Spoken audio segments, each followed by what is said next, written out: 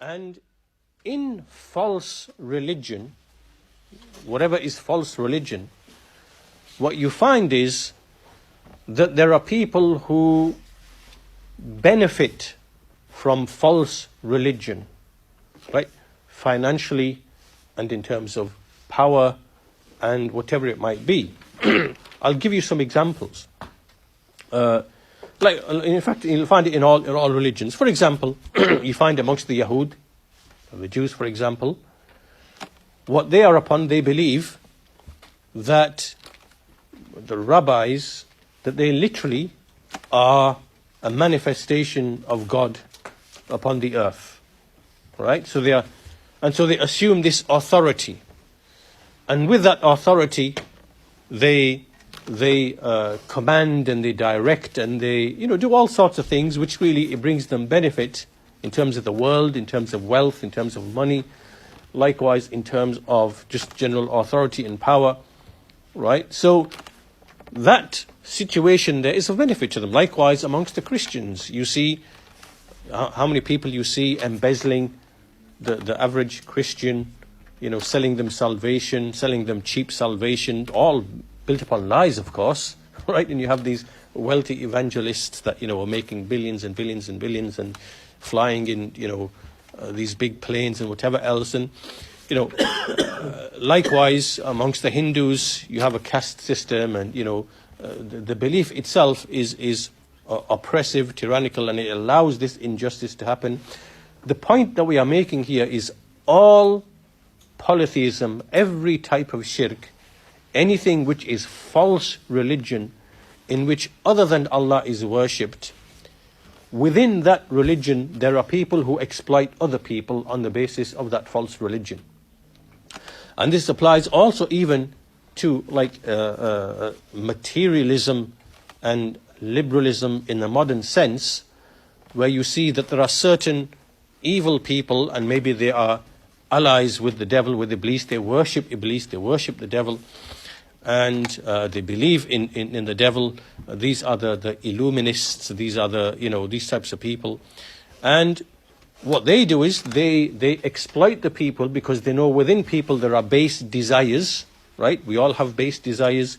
There's the love for women, there's the love for food, there is love for wealth, there is love for, right? And so what they do is they exploit these base desires in the people, and they create industries in which these base desires are exploited, right? So whether that be to do with lusts and desires, they make billions and billions upon illicit sexual relations or relationships, or there's gambling, for example, or there's alcohol, narcotics, intoxicants, for example, and everything which is corruption. And so they have industries, entire industries built upon to exploit the people, and thereby they enslave the people, right? They put the people in servitude. They enslave the people to their own desires, or by way of wealth, usury, interest, debt, things, so on and so forth, right? These are all forms of enslavement, right? So whether it is the priests and the rabbis enslaving the people through false religion, right, as we've seen with the Yahud, with the Nasara, with the Hindus, with whatever, or whether it is people being enslaved to the actual desires, the base desires, right? All of these people, when true religion, when the sound authentic religion, which is founded upon Tawheed, right, which is none has the right to be worshipped and obeyed except Allah alone, this now cuts at the root of all of this false religion.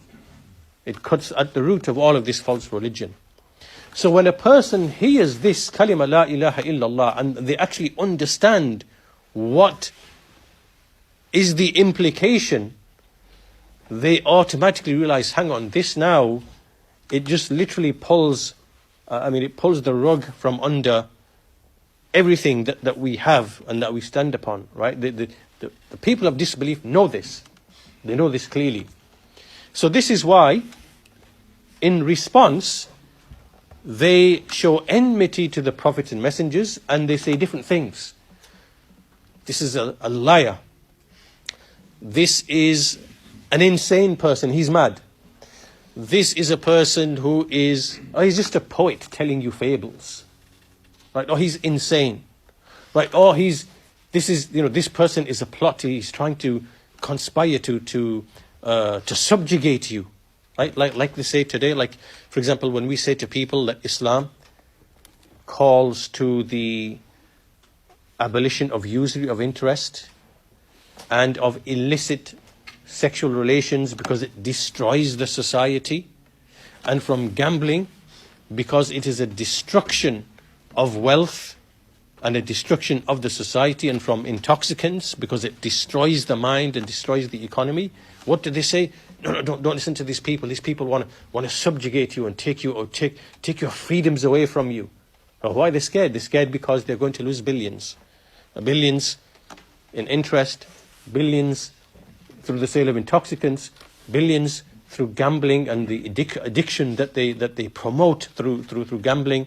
This is what's at stake here, right? So they clearly understand the meaning of what it means when people understand the kalima la ilaha illallah. And so therefore, they have enmity towards the prophets and messengers who call with this call. And this is captured very, very well in this passage, although there are other passages. But we see in this passage, as we see, وَقَالَ الْكَافِرُونَ هَذَا سَاحِرٌ كَذَّابٌ. Right? This is a liar, a magician, a poet, a madman. It's insane. These things are just, he's learnt these fairy tales from other people. Or he's involved in a plot or a conspiracy to subjugate, right? So they are the ones who are subjugating, but they then accuse other people of wanting to subjugate the people. Just like they say nowadays, they say today about the Muslims who give da'wah, or they just want to subjugate you, they want to take away your freedoms, that's what they say. Whereas the reality is the actual other way around, right? We want to free you from enslavement by way of the institution of usury, and we want to free you from the destruction of alcohol, intoxicants. We want to free you from the destruction of family and society and morals by way of illicit sexual relations. We want to free you from the harm of gambling. We want to free. These are all things that destroy and eat away the fabric of society, but which make some people billionaires and even trillionaires, as we see in the modern era where money and capital becomes more and more concentrated in the hands of fewer and fewer people. So these are the people who it is in their vested interest to basically say to the people whom they have misled, do not listen to these do not listen to these people, these backward, ignorant, barbaric people who want to subjugate you and take away your freedoms. Enjoy like the freedoms that you have. But really, what do they mean? It means illicit sexual relations, gambling, drugs, addiction, whatever else. Take the payday loans, take all these other things, right? Because they want, and that's what they say. And that's why here, as you see, فَانْطَلَقَ الْمَلَأُ مِنْهُمْ, right? So the elite, the chiefs of the people of disbelief, they said, animshu, just carry on, just ignore these people, animshu, wasbiru, have patience, ala alihatikum, upon worshipping your gods, inda hada la shay'un yurad. Right? This seems to be like a plot or a conspiracy. So that's why they say, keep worshipping these gods. And likewise, you have idols that these people worship, be in the form of singers and performers and artists who are literally like idols to these people. Worship these gods, have patience and continue. So it's important to capture, this verse and the meaning of this verse, and how this is always the situation and the scenario with every prophet and messenger, right?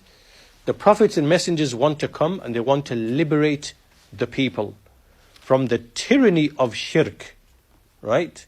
When there is shirk, other than Allah is worshipped, then every type of injustice and corruption is built upon that shirk.